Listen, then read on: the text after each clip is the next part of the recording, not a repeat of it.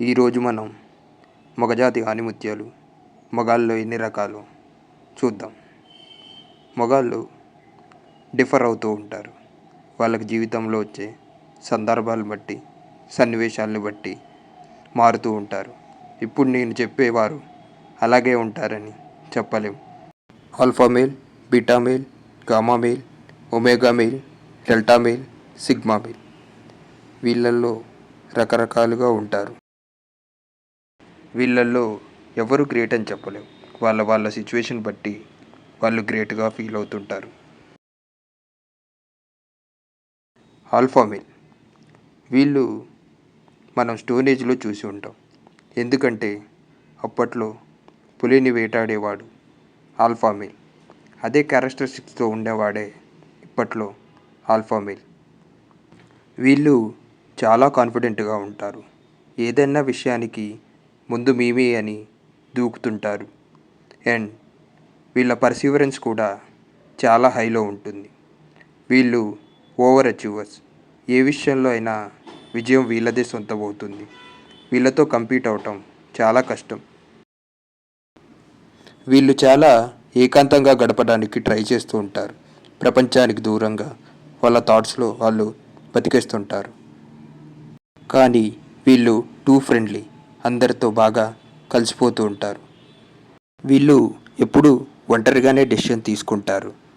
And వీళ్ళతో ఉండడం చాలా సేఫ్ అండ్ సెక్యూర్గా ఫీల్ అవుతారు.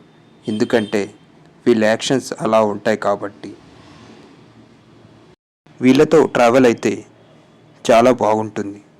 కొత్త విషయాలు ఎన్నో తెలుస్తాయి. వీళ్ళు మంచి లీడర్స్. ప్రతి విషయంలో ముందుంటారు కాబట్టి అవకాశాలు కూడా వీళ్ళే వరిస్తాయి. ఎప్పుడు లీడర్గానే ఉండాలనుకుంటారు. గొప్ప గొప్ప బిజినెస్ మ్యాన్స్ అంతా ఆల్ఫా మేల్సే. వాళ్ళు పక్క వాళ్ళ డెసిషన్కి బాగా ఇంపార్టెన్స్ ఇస్తారు. వీళ్ళు మంచి లిజనర్స్. పక్కవాడి థాట్స్ని జాగ్రత్తగా విని బాగా రెసిప్రోకేట్ అవుతారు.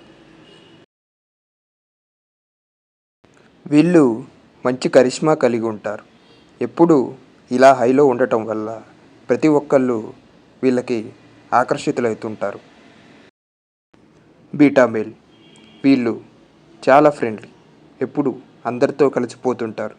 ఎప్పుడు పక్కవారికి సాయం చేయటానికే చూస్తూ ఉంటారు. వీళ్ళతో ఫ్రెండ్షిప్ చాలా బాగుంటుంది. వీళ్ళు ఎప్పుడు పక్కవారితో ప్రేమ కలిగి ఉంటారు. అటు అమ్మాయి అయినా అబ్బాయి అయినా. వీళ్ళు చాలా రిజర్వ్డ్. ఎప్పుడు ఒంటరిగా వాళ్ళ థాట్స్లోనే ఉందామనుకుంటారు. కొన్నిసార్లు వీళ్ళని చూస్తే వీళ్ళకి షైనెస్ ఎక్కువ అని అనుకుంటాం.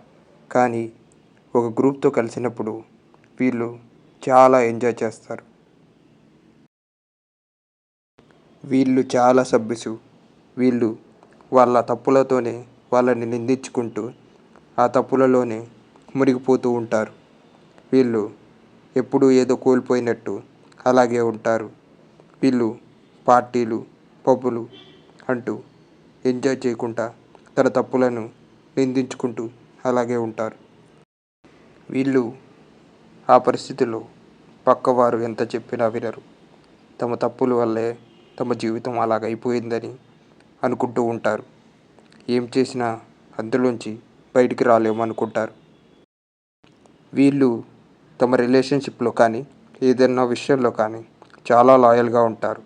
వీళ్ళు ఎప్పుడు పక్కవారిని మోసం చేయరు. పక్కవారిని ఎప్పుడు వీరు ట్రెజర్గా ఫీల్ అవుతూ ఉంటారు. వాళ్ళని పొందడం వీళ్ళ జీవితంలో అదృష్టంగా భావిస్తూ ఉంటారు. వీళ్ళు ఎక్కువగా పక్కవారికి సాయం చేస్తూ వాళ్ళ సంతోషంలోనే తమ సంతోషాన్ని వెతుక్కుంటూ ఉంటారు. వాళ్ళు గెలిస్తే తాము గెలిచినట్టే అనుకుంటూ ఉంటారు.